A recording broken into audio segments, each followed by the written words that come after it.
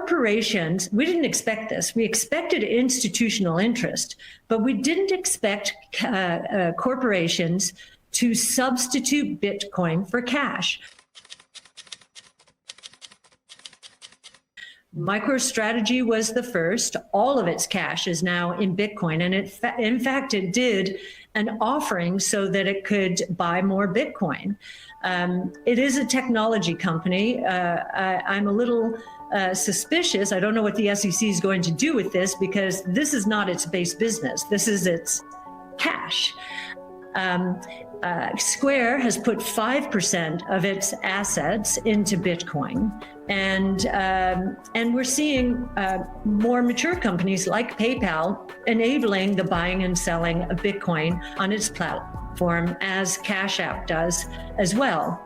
Well, if companies in the S&P 500 were to put 1% of their cash into Bitcoin, that would increase the price of Bitcoin by $40,000. Today, it's close to $30,000. So that's more than a double right there. If we saw 10%, of course, that would add 400,000. And I just told you, MicroStrategy has put all of its cash in. Perhaps emerging markets will be faster in terms of adoption. But we have been very surprised at how quickly this has happened in the United States. Institutions are going to have a significant impact on Bitcoin's price. We're seeing all kinds of evidence today. I just gave you some about corporate cash, but we have the OCC before Brian Brooks departed. In last July, they allowed custody banks to federally chartered banks to custody Bitcoin.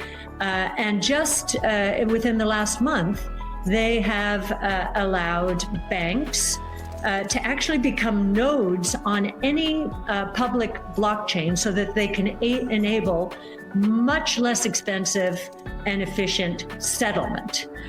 So that is again, a little faster than we would have expected. We've seen Fidelity, the infrastructure has certainly been moving into place for a while. Fidelity, the Intercontinental, ICE, the Intercontinental Exchange, the CME, and Cambridge institutional involvement could increase the price of Bitcoin. Again, it's 30,000 now, by 200,000 if they want to minimize volatility, to 500,000 if they want to maximize their Sharpe ratios. Cathie, can I ask you a quick question? So, because we've done a lot of analysis on Bitcoin among financial advisors and their clients, and the clients are talking about it, advisors are talking about it. Do you think, based on your analysis of Bitcoin, that eventually it makes it to clients of financial advisors? Is that going to be in the form of a Bitcoin ETF? Is it going to be in the form of something like Grayscale? Or will it be in the form of investing in an active fund or an active ETF like ARK, or we know Guggenheim just got a mandate that they can allocate as well? Where do you think that the allocation for our clients will come from in the form of Bitcoin? Well, we still think, I know that the ETF question is still out there, and we still think the SEC is reticent, although I will say the new SEC chairman, Gensler, he spent time at MIT between his stints in the government and is very pro-Bitcoin, interestingly.